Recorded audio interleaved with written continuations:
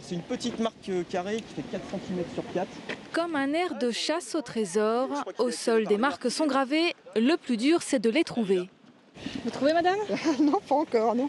On chauffe là. Difficile à distinguer au premier coup d'œil, pourtant il y a une vingtaine de marques au site du Puy Arabe à Saint-Philippe, des gravures probablement laissées par des pirates à la fin du 19e siècle. Alors c'est un M, en fait vous avez un M ici. Ici vous avez ce qu'on appelle une croix de Saint-André, en fait c'est un X, c'est une composante de l'alphabet maçonnique. Emmanuel Mézineau connaît bien ces marques, il les a reliées aux étoiles, au cryptogramme de la Buse et à bien d'autres documents encore. Il est indéniable que ces vestiges sont liés à un trésor. On foule ici un site qui a été visité par les pirates et corsaires et qui ont laissé des indices probablement pour indiquer une éventuelle cachette qu'ils auraient fait ici.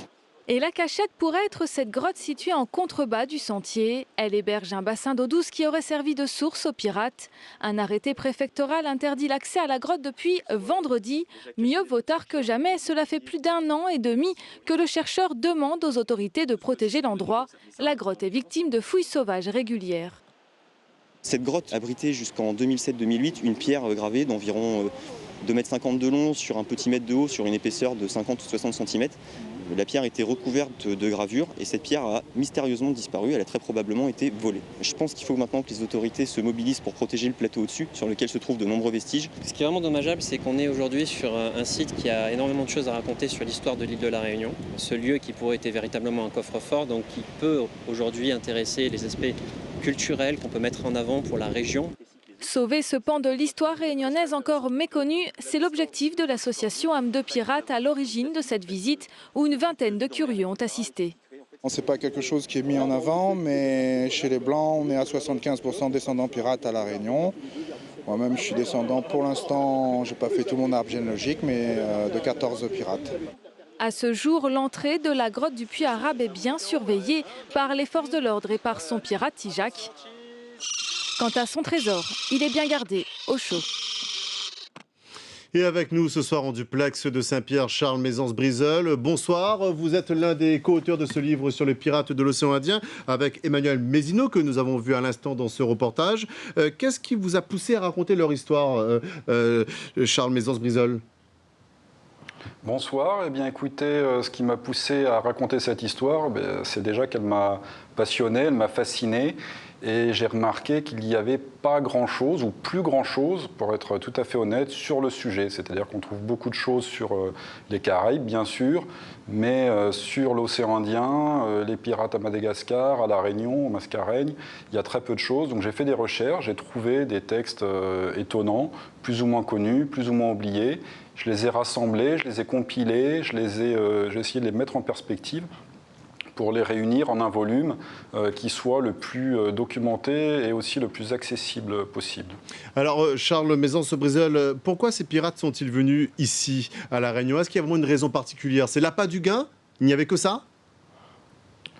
Alors oui, bien sûr, il y a l'appât du gain, mais on peut dire qu'avant, ils étaient aux Caraïbes et ils en étaient plus ou moins chassés quand l'Angleterre et la France ont commencé à sévir contre eux. Ils les toléraient quand ils mettaient à mal l'hégémonie espagnole et au bout d'un moment, ils les ont chassés. Ils ont essayé d'aller dans le golfe de Guinée, en Afrique occidentale, puis ensuite à Madagascar qui présentait des avantages, c'est-à-dire des cachettes, des points de ravitaillement et évidemment des routes commerciales très intéressantes sur lesquelles transitaient les richesses de l'Inde. Donc ils avaient à peu près tout pour poursuivre leur déprédation jusqu'à ce qu'on signe là encore la fin de la récréation. Alors début 18e vers 1720 lors de l'amnistie royale, beaucoup de ces pirates se seraient installés ici, donc à La Réunion. Sait-on combien ils étaient exactement ? Alors, on a des traces, évidemment. En 1711, sur 109 chefs de famille, 29 étaient forbans. Donc on peut dire que 1 sur 4 étaient donc descendants de forbans, des navires forbans s'arrêtaient à Bourbon pour se ravitailler, mais parfois faisaient souche quand ils étaient là de leur vie de pirate, ou alors pour profiter donc de cette fameuse amnistie. Ils faisaient souche, ils investissaient leur argent, ils se mariaient, ils avaient des enfants. Donc une part non négligeable des habitants de Bourbon descend des forbans. Charles Mézance-Brizeul, on évoque souvent la Buse, on évoque également souvent son trésor. Son histoire est-elle vraiment liée à l'île Bourbon ?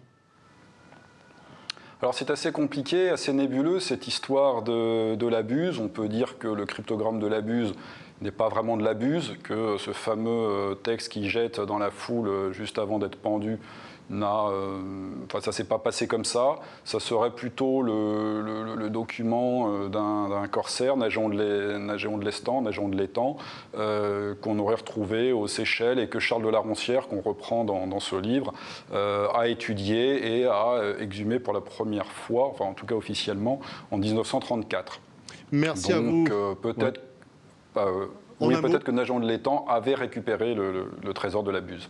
Merci à vous, Charles Mézance-Brizeul. Et on a bien compris, votre livre a été publié aux éditions Feuille Songe, Les pirates de l'océan Indien. Je conseille donc la lecture de cet ouvrage.